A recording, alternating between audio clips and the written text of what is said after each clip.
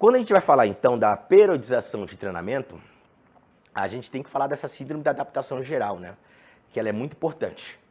E dentro dessa síndrome da adaptação geral, que inclusive eu comentei com os senhores na última aula, é importante a gente classificar aqui dois conceitos importantes, tudo bem? Uma que é a periodização e a outra que é a programação.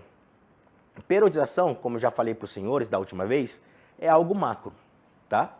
É algo macro. Quando a gente pega nos livros da educação física, eles colocam que o termo periodização é só a variação planejada do treinamento. Não, não é só isso. Periodização é algo macro e envolve objetivos. Desses objetivos que eu estou demonstrando aqui para os senhores é evidence driving, ou seja, baseado em evidência, não no que eu acho na minha cabeça e em vozes da minha mente, não. Otimização da performance, trabalhar a fadiga, evitar a prevenção de lesão, e você tem aqui, ó, variação planejada, vai do geral para o específico, e aqui é muito importante, que é monitoramento constante, tudo bem? Daí você tem um timeline, que vai ser um macrociclo, um mesociclo, microciclo, e as fases de preparação aqui, né? De acumulação, transmutação, realização e descanso ativo.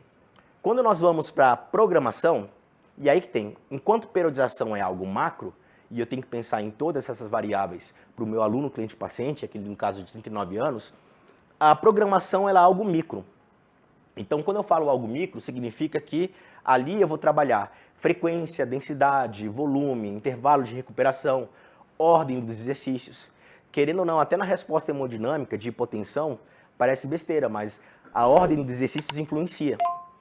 Pra vocês terem ideia. Então, assim, realmente é algo importante, tá? E aí vem, né? Quando a gente vai colocar dos princípios do treinamento, e que deve ser abordado para qualquer pessoa, tá? Independentemente se é um indivíduo em condição ali de doença, enfim, é para qualquer pessoa isso. Uma dessas, que é difícil na prática clínica, mas vale a pena tentar, é o princípio da conscientização, que é desde tomar o medicamento no horário correto, fazer exercícios, enfim, essas coisas básicas, né? Princípio da adaptação. Então, quando a gente aborda aquele indivíduo que é sedentário, uma das primeiras causas, assim, as primeiras preocupações que eu tenho com ele é tendinopatia. Então, é um cara sedentário, é um cara obeso, é um cara que está tomando vários medicamentos. Então, assim, se ele tiver qualquer aumento repentino de intensidade, tendinopatia. Então, quando a gente pensa em princípio da adaptação, em princípio da sobrecarga progressiva, nós temos que pensar o seguinte: qual o tempo necessário dele ter uma adaptação em relação de ganho de força muscular? Mas o que a gente tem que pensar não é somente ganhos de força muscular, a nível muscular. Eu também tenho que pensar em relação à adaptação tendínea. Então, muito se fala em relação à progressão de treinamento, ganhos de força, mas a minha pergunta é, tá, e a resposta do tendão? Como é que fica nesse processo?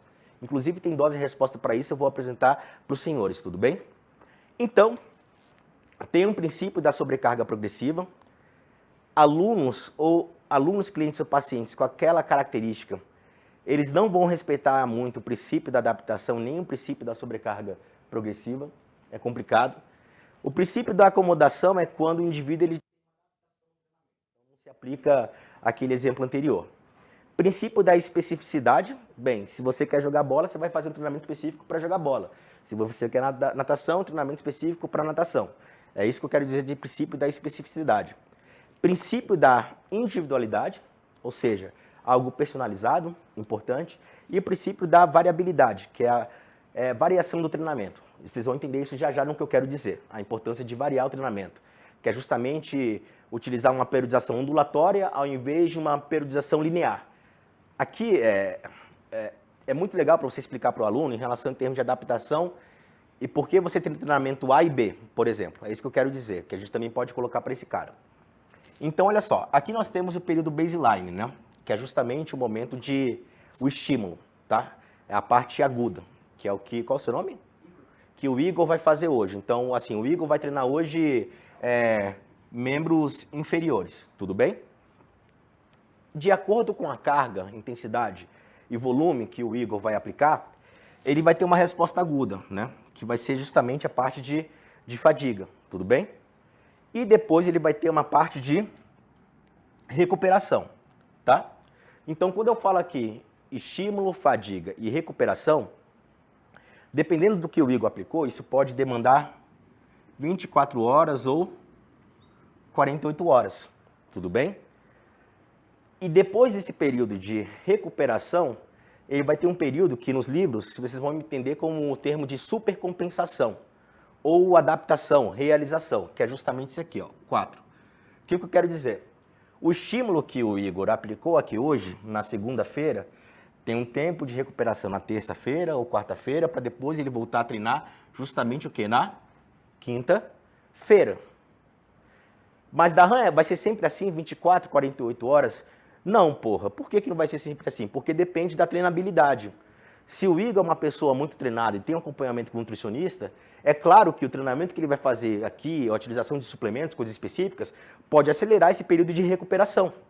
Fazer com que ele treine o mesmo treinamento de forma intensa, com volume alto, na quarta-feira.